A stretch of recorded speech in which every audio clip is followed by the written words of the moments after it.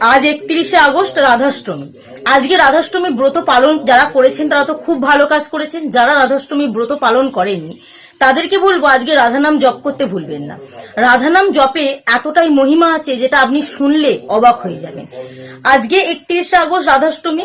আজকে আপনি রাধা নাম জপ করলে কিন্তু আপনার মনে ভক্তি, প্রেম, শ্রদ্ধা আপনি লাভ করতে পারবেন, অর্থাৎ বৃদ্ধি পাবে। এছাড়াও কিন্তু ভগবান শ্রীকৃষ্ণের সাথে সাথে রাধারানী দেবীরও আশীর্বাদ আপনি লাভ করতে পারবেন। একটা গল্প বলি শুনুন। একবার সুধামা শ্রীকৃষ্ণের সাথে দেখা করার জন্য গোলক এসেছিলেন, আর এসে দেখেন শ্রীকৃষ্ণ রাধারানীর এঁটো ভোগ গ্রহণ করছে। সেই সময় তো তিনি অত্যন্ত রেগে যান এবং সেখানে যত ভক্তগণ ছিল তাদেরকে বলে, রাধানাম জপে কিন্তু এতটুকু সুফল নেই, আপনি রাধানাম জপ করলে আপনার জীবনে অনিষ্ট হতে পারে। যেমন উদাহরণ দিয়ে এখানে একটা কীট চলছে, আপনি এর দিকে তাকিয়ে দুবার রাধানাম জপ করুন। তো ওই ভক্তগণ কিন্তু ওই কীটের দিকে তাকিয়ে দুবার রাধানাম জপ করেছিল। সেই সময় কিন্তু কীটটা ধ্বংস হয়ে গিয়েছিল, অর্থাৎ মারা গিয়েছিল। তারপর আকাশে একটা প্রজাপতি উড়ছিল।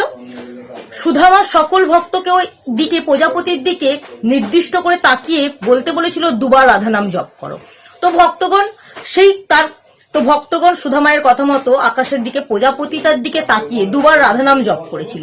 আর যেই না দুবার রাধানাম জপ করেছে, প্রজাপতিটাও ধ্বংস হয়ে গিয়েছে, অর্থাৎ মারা গিয়েছিল। তখন সুধামা মনে সাহস পেয়ে বলল, তোমরা দেখতে পাচ্ছ রাধানাম জপে কতটা আমাদের ক্ষতি হতে পারে, তাই রাধানাম জপ কিন্তু কেউ করবে না।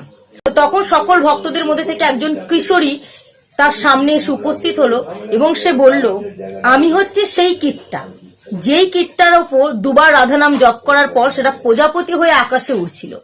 আপনারা যখন আবার দুবার ওই প্রজাপতির দিকে তাকিয়ে রাধানাম জপ করেছিলেন, আমি মনুষ্য রূপে পৃথিবীতে আগমন করেছি। তাহলে বুঝতে পারছেন রাধানাম জপে কতটা মহিমা। আমরা অনেকেই জানি না রাধানাম জপ করলে কি কি উপকার হতে পারে।